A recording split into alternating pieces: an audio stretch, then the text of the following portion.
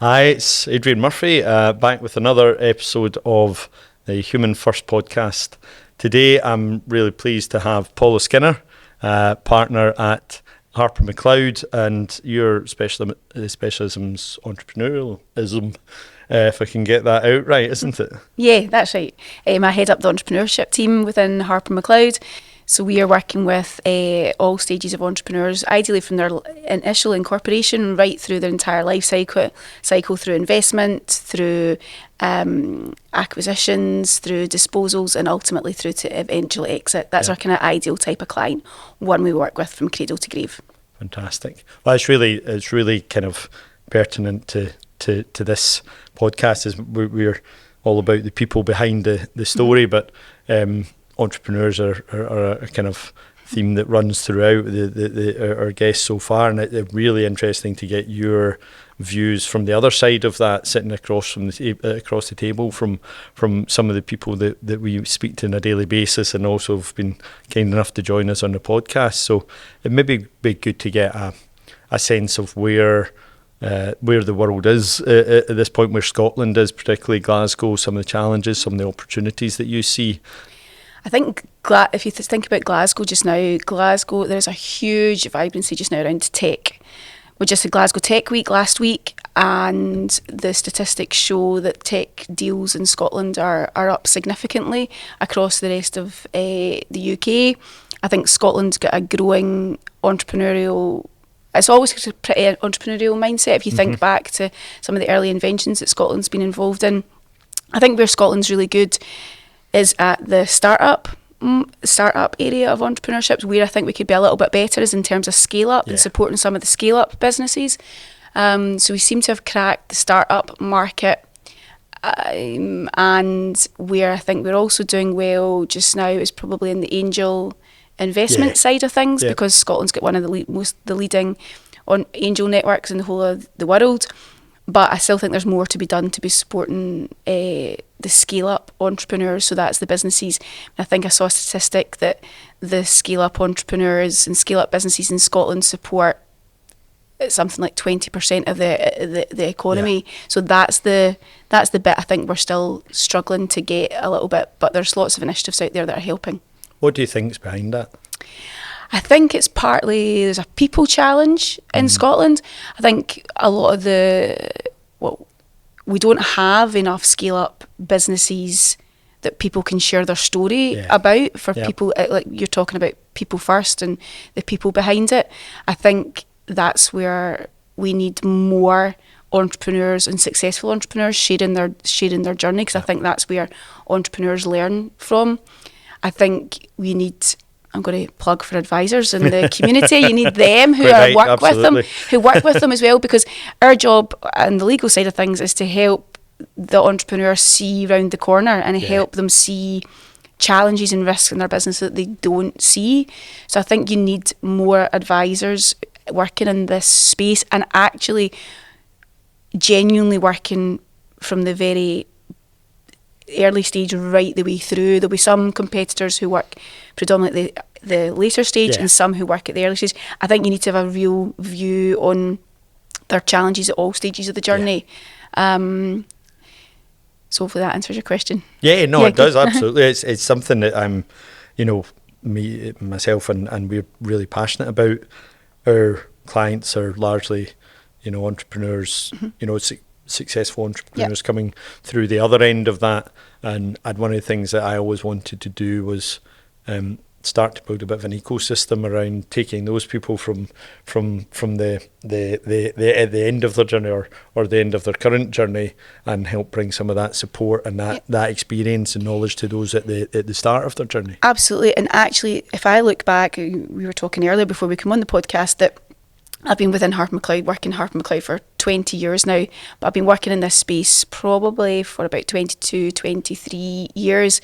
But at my longest standing relationships and my best clients, if you can call them that, are ones that I've had since the very beginning, that 20-year journey, and they've come back in different guises. And actually that's where we can then open up our black book and make introductions to say, you must speak to that entrepreneur, or would you do me a favour, and this person's just starting out, they would really welcome your advice, or would you be interested in becoming chairman? And that is about recycling that. And if they can share their stories, then I think that helps everyone. I think it's a really important message that for anyone listening out there who is, starting a business or going through that kind of start-up phase and trying to scale up. What we've found, and I'm sure you'll back this up, when you ask people for help, generally they want to help. 100%. They will help you. As you were starting that question, that's exactly what I was thinking about. It's about reaching out on LinkedIn, and just particularly in Scotland. I mean, we talk about 6 degrees of separation. I think in Scotland it's about 2. We hosted a drinks event last week for part of Glasgow Tech Week, and when we all realised how each other knew one another, there was so many synergies in the room. And I think that's the Scottish marketplace, but in my experience, everybody's there to help in some way. Yeah. And what are, I guess, in that space then, what are some of the biggest challenges that are facing kind of startups and those looking, maybe that, as you say, that gap, maybe that scale up, that next stage? Because you see people maybe exit too early, take investment too early, so how do they, how do they deal with some of those challenges? I think one of the biggest challenges just now is that deals are taking longer. So we work with businesses raising equity investment, or, as I said earlier, maybe looking to exit. And I think every single transaction is taking longer. I do feel that there is more avenues and more routes for money out there. Just now we've got new British Business Bank funds with Maven and FSE, sorry. PAR have raised a new fund. So there are lots of new avenues for money. I do think they're being pretty picky, which they obviously they can afford to be. So I think the timescales for raising investment is still a challenge. But all businesses can do to prepare for that, and what we speak to all our clients is being as investor ready as early as possible, having your foundations right. Don't grow your business on shaky foundations. So there might be things that you as an entrepreneur are willing to take a risk on, but my job is to tell you, well, an investor's not going to like that, or a buyer is going to knock a zero off the end. So I think if an entrepreneur is genuinely thinking about raising equity investment, it's having conversations with advisors and other entrepreneurs as early stage as possible, and be as organised as you can be. And as boring as it sounds, have that signed piece of paper, or DocuSign, whatever it is. But the number of times we're trying to complete a deal and we don't have the signed intellectual property assignation, and IP is key in majority of businesses nowadays. Particularly in the tech space, of course. Exactly. So there's some tips I think I'd probably make sure that they're all thinking about. That's a good one. I did hear a story a long time ago of a very successful exit who didn't, the night before the deal, didn't have their IP.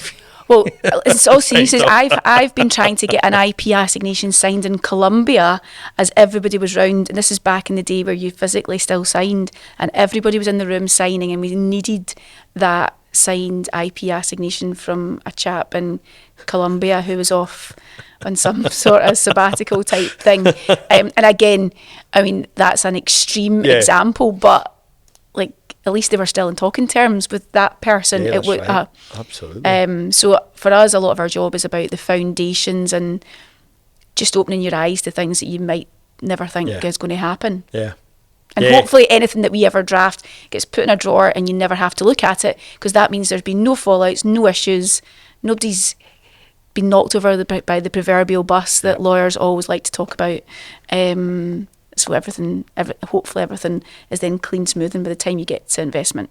That's where we have a lot in common, I guess, because we have this conversation, which is the conversation nobody wants to have, right? And we're chatting somebody about their will, and this, right? If when we have people in, and right, well, before we do anything, can we just check Have you got these things? Because anything that we do beyond this point is rendered basically useless if we don't. And it's that what if conversation. Well, I know none of us want to talk about it, and we want to all be kind of looking ahead and be very positive and energetic. But just make sure, as you say, you got it signed. Yeah, and these are the types. I mean, like kind of. I tell clients a lot of the time, but my own personal housekeeping is probably not where it should be in terms of these types of things, even though I spend all day speaking about it with clients. But when we obviously see the downside in things where there's a fallout or where there is a death, and it's so much more hassle and cost and worry and delay and everything. If you've not had it set out from the beginning, if everybody knows what the rules of play are, it's much easier to unravel.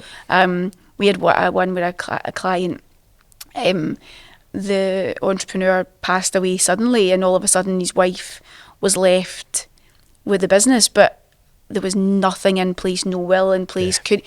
Sole director couldn't get access to the bank accounts to pay the staff. I mean, everything. It was just a catalogue, and that obviously then impacts on the value of the business as well. So this is it. It then becomes a fire sale or something, doesn't it? Whereas if we had been a wee bit more prepped on that, so there's lots of things like that that just been a little bit opening your eyes to some of the things that, like you say, nobody wants to talk about, but that's where they're to talk about these buses hitting you as you cross the road. And it's interesting. We're talking, so this is the Human First podcast, and it's part of that is people go into things with the best of intentions, don't they?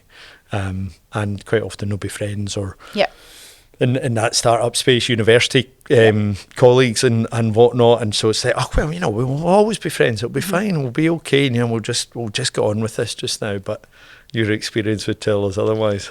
Oh, completely. I mean, I think you'd be naive to think that things are not going to go wrong, and I think at least have a conversation with your business partner, even if you don't document it in any way, but at least have the conversation about what is your time commitment to this. That's what a lot of the fallouts are about.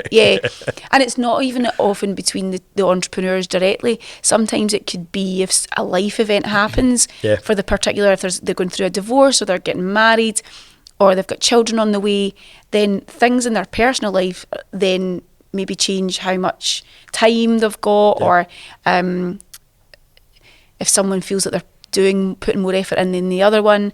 So it's things like that tend to make people fall out rather than huge big fallouts over the strategic direction of the business. Absolutely. So I think we've got a shareholders questionnaire. So for anyone setting up in business, even if they don't want to document the shareholders agreement, we would go through the questionnaire with them so that they've at least had the difficult questions. Yes. What are you growing this business to exit in 3 years? Is it 10 years? Or are you growing this business for a lifestyle? And you'll be surprised at how many of these entrepreneurs you see in the room, and you can see body language shifting when you're asking. But then that's me, I'm there as bad cop. And then I can probe it a bit more. If I see the body language actually change, you can probe it and say, wait a minute, is that what you really meant there? That's really interesting. It's something we try and do when we work with directors of businesses. If we're working with the whole business, we'll go in and do a bit of a life planning session with the whole board, say, for example. Relative, not big corporate boards or anything like that. Be our typical owner managed type businesses that we deal with, and that alignment between them is so important, because people are going to be different ages and stages, and as you say, different priorities.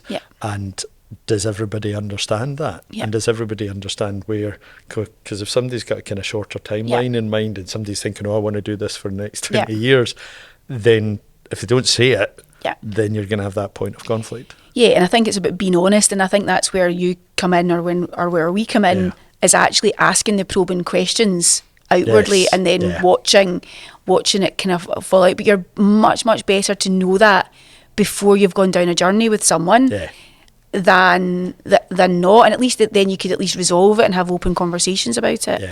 I think the hardest is where if it's ever a family relationship and there's a fallout from that, because then the people part of you, and we talk about relationships and things like that, but the people part of you hates to see that a family relationship breaking down, where it could have been easily avoided if they'd got it in writing. Yeah. Maybe we still wouldn't have managed to save the family relationship, but it would have probably saved a huge amount of cost, because you would have had something there.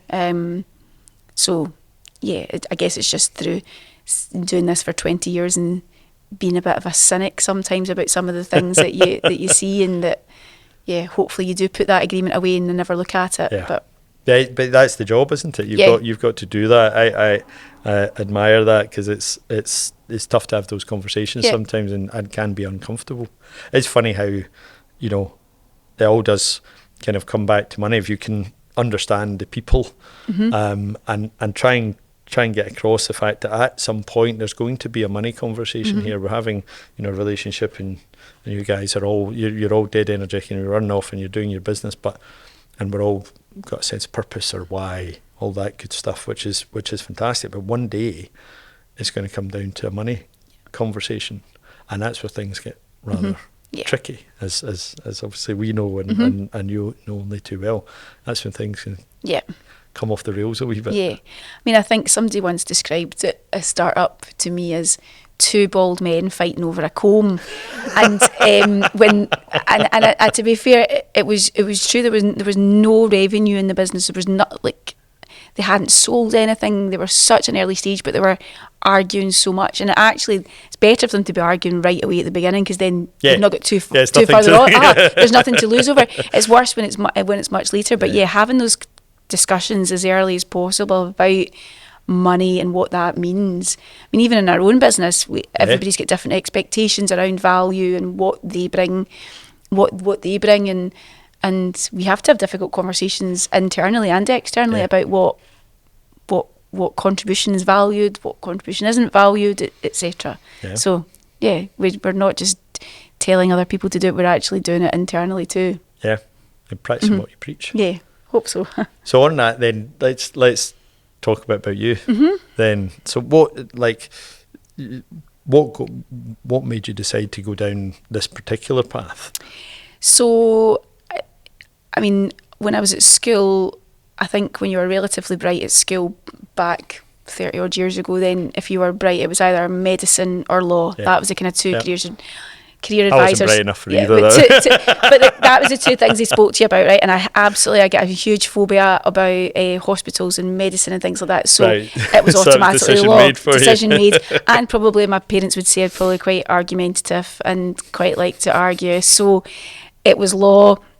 But I left school after 5th year and went straight to university, Strathclyde University, and then left Strathclyde University again a year earlier than a lot of my peers, because I didn't do honours, because I had already got a traineeship. Right. Okay. So I had got a traineeship at the time with the biggest firm in Scotland. So I was probably 2 years younger in age than everybody else that was starting their traineeship, which probably made me a wee bit naive, and you didn't have the maturity of having done your dissertation and all your own study. I had just been given everything. So whilst it propelled me into the legal world quicker and younger, looking back on it, there are probably downsides of that.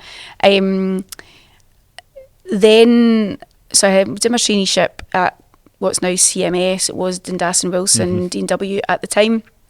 Then I moved to another firm who seconded me to Scottish Enterprise, where I worked in their investment team, and that's where my love of startups and things like that came, because I was seconded there. I think I was there for about 9 months in the end, and I was working with a lot of entrepreneurial clients. There I kind of moved a little bit before finally joining Harper Macleod 20 years ago in January, and we didn't really have an entrepreneurial practice then, so we kind of started it from there, and it's just kind of grown organically. We work with lots of good organisations like the Scottish Edge, but I love working with entrepreneurs and love seeing all the exciting new tech. I'd say more now, if you think about when I think about what my why is, it's more to do with the team and seeing my team progress. So whether that's been team members who have moved on to work in-house or team members who have moved to work on competitors. Sure. It's seen them progress and even seen my own team progress. I'm lucky I've worked in a pretty supportive environment within Harper Macleod, and there's a lot of us been there for a long time. So that's kind of how I've ended up doing working where I am now. Fantastic. And so as you look ahead, as we always talk about, you start to picture yourself in 5 or 10 years' time. What is the future? So you've got a wee boy now. Yep. Congratulations. Noah, thank you. So my son. So we've had a bit of change in the last couple of years. So my son is now 2 years old. He was 2 last month. So my husband and I are absolutely obsessed with him. But when I came back from maternity, a year past in January, and I thought, because I'd loved being off. My friends had all thought, you're going to hate it. You're going to hate being off. You're going to hate it. What are you going to do? You're not going to survive. But I loved being off with my son. And then when I came back to work, I thought this is going to be a bit of a challenge. But actually, I equally loved coming back and being back to Paula again. So I love being back at work. But I equally love the time with my son. So if I think about 10 years ahead, my son will be 12. I want to still be continuing to grow the team. I mean, we have quite a lot of clients out with Scotland. Well, most of our deals now involve some form of international element. I'd like to be the team to be growing. I'd like to be doing more scale up. I like Scotland to have more scale ups, as we touched on earlier on. But my personal perspective, probably maybe have a few more non-exec roles. I mean, I was involved with a charity in Inspiring Scotland before I went off on maternity leave, and I loved doing that, but I had to drop something when I was coming back and just trying to get used to the juggle. So personally, in 10 years, I'd probably like to have a couple of non-exec type roles, and probably at least one of them with a charity. Right. And ideally the charity worked kind of in the entrepreneurial space as well, then that would probably tick quite a lot of the boxes for me. Yeah. So what within all of that, what would give you the most kind of personal fulfillment? What do you do when you're not being partner or mum either? What keeps you going? Well, I enjoy going to the gym, but to be honest, you don't really get right now with a 2-year-old. I don't really get much of that. I really get much of that time at the moment. But I love spending time with family. As I say, we're pretty obsessed with our son, so that takes up most of our free time. My husband and I work different. He's a hairdresser, so he tends to work on a Saturday and I'm off on a Sunday. So it's all just a little bit of a juggle. So I don't really have a huge amount of spare time, as boring as that makes me sound. But I would like to travel, so more travel. Yeah. I'd love to be taking my son to see. I've done lucky to done quite a lot of travelling. So as he gets older, to take him to different places. But I don't have huge goals for the next 10 years. Other than, I think right now you're kind of in the fog of baby and just kind of keep getting through it and having a happy son and being happy at work is kind of my key goals, if that doesn't sound not ambitious enough. No, not at all. I mean, it's all, everybody's individual and it's interesting as you go through the different stages. Often we'll ask, what's most important to you right now? And if I ask you that question today, it's going to be different to where it would have been 5 years ago. Completely. And I think, I mean, what's most important is 100% my son just now, and I'm lucky that I'm able to do get quite a lot of time with him. I work 4 days now, notionally 4 days. Tend to work when he's sleeping on that 5th day. Tend to work when he's sleeping on the 6th and the 7th day as well. But having that flexibility of having the Friday off allows me to at least have a full day with him doing fun stuff. But equally, when I'm in work, then I'm in Paula work mode. Yes. Absolutely. And the past couple of weeks at Tech, it's been Glasgow, as I said, Glasgow Tech Week, and having the so many events going on. It was completely having the city buzzing and being excited about what the opportunities are for my firm, for my team, for me. That was a good few weeks of really good things ahead, I think. Yeah. Do you see that, likes of that, which obviously you can say gives you great pleasure and it's exciting, and it's a wee bit, it's not that you don't enjoy your day job, but it's something a bit away from the day job. Do you ever see a day when you're not a lawyer, for example, you might go on and do something else? No. And I can't even see, I mean, I'm happy at the firm I'm at. They're a supportive firm. I've got a brilliant team. I'm always my team's biggest cheerleader. I think I've got a great team. I work with exciting clients. I just want to continue to grow that. I think there's loads of exciting things happening in Glasgow and across Scotland. I mean, Edinburgh's got a really vibrant tech team, tech sector, and our team cross that as well. We work in Edinburgh too. So I think just to continue to grow on what we're currently doing, because I think there's so much. Glasgow's got so many exciting sectors like space. Who knew 5 years ago I'd be sitting talking about businesses in the space sector?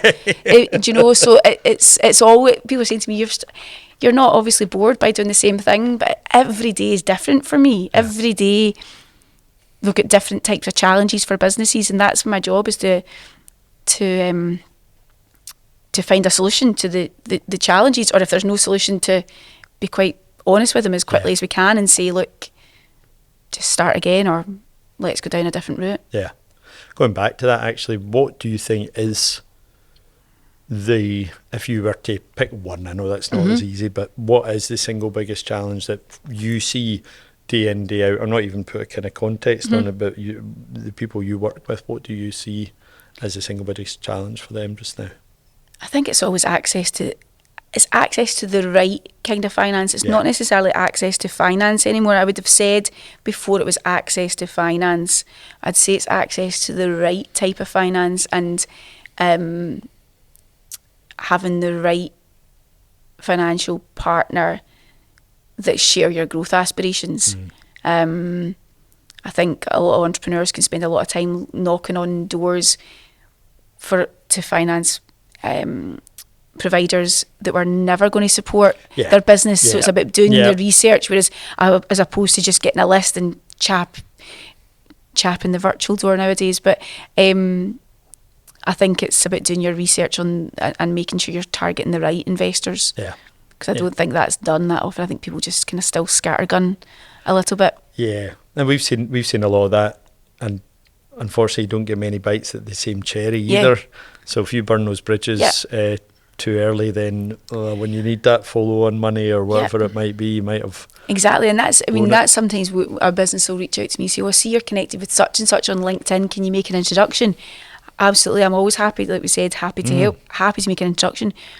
If I don't make the introduction, it's probably for your benefit, because you're not right fit for them just now. Yes. I'll try and get you in another way. Maybe I'll invite you along to an event we're having. You can have a chat with them at an event, and as opposed to an actual formal introduction about investment. So I think that's still the challenge is always investment. I think the other challenge just now is people as well. Post Brexit, post everything, COVID. I think people in Scotland still a challenge in terms of hiring, and that's right across no matter what sector you speak to, whether that's in hospitality, whether that's in the tech sector. I think finance people, as well. Law. I can attest to that. Everything is just all about people, like really the relationships. When we talk about, for us and for our clients, I mean, relationships are absolutely vital, whether that's internal relationships or external relationships. But I think the people challenge is one that isn't going away anytime soon. And